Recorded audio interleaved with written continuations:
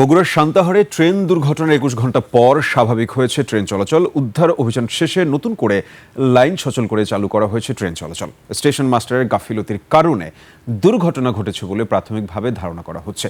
নওগাঁ প্রতিনিধি রতন ইসলামের তথ্য ভিডিওতে মনোয়ার হুসাইনের report. Lily ultrasoft serum gel, যা গভীর থেকে স্কিনে দেয় ৩ গুণ সিরাম হাইড্রেশন। সিরাম জেল হাইড্রেশনে ব্রাইট থাকো সব সিজনে। বগুড়ার সান্তাহারে চিলাহাটিগামী নীলসাগর এক্সপ্রেসের ৯টি বগি লাইনচ্যুত হওয়ার ২১ ঘন্টা পর শেষ হয় উদ্ধার কাজ। এরপর শুরু হয় ট্রেন চলাচল। স্টেশন মাস্টারের গাফিলতির কারণে দুর্ঘটনা ঘটেছে বলে জানান রেলওয়ের এই কর্মকর্তা। ইনিশিয়াল ধারণা মতে বা তথ্য মতে আমরা ওই সময়কার কর্তব্যের যে স্টেশন মাস্টার সে প্রপারলি মেসেজ দিতে না পারার কারণে ধারণা করা হচ্ছে।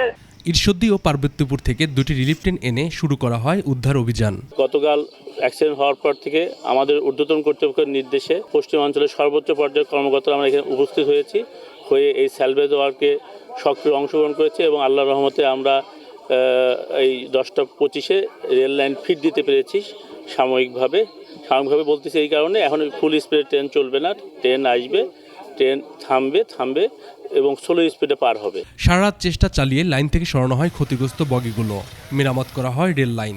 দায়িত্ব অবহেলার অভিযোগে সান্তাহার স্টেশনের সহকারী স্টেশন মাস্টারকে সাময়িক বরখাস্ত করা হয়েছে। এর আগে বুধবার দুপুরে ঢাকা থেকে ছেড়ে আসা চিলাহাটিগামী নীলসাগর এক্সপ্রেস ট্রেনটি সান্তাহারের বাগবাড়ি এলাকায় লাইনচ্যুত হয়। উদ্ধার কাজ শেষে ট্রেন চলাচল শুরু হলেও সংশ্লিষ্ট অংশে এখনও সতর্কতা বজায় রেখে চলবে রেল চলাচল। Monowar Hussain, desk report, ২১ television.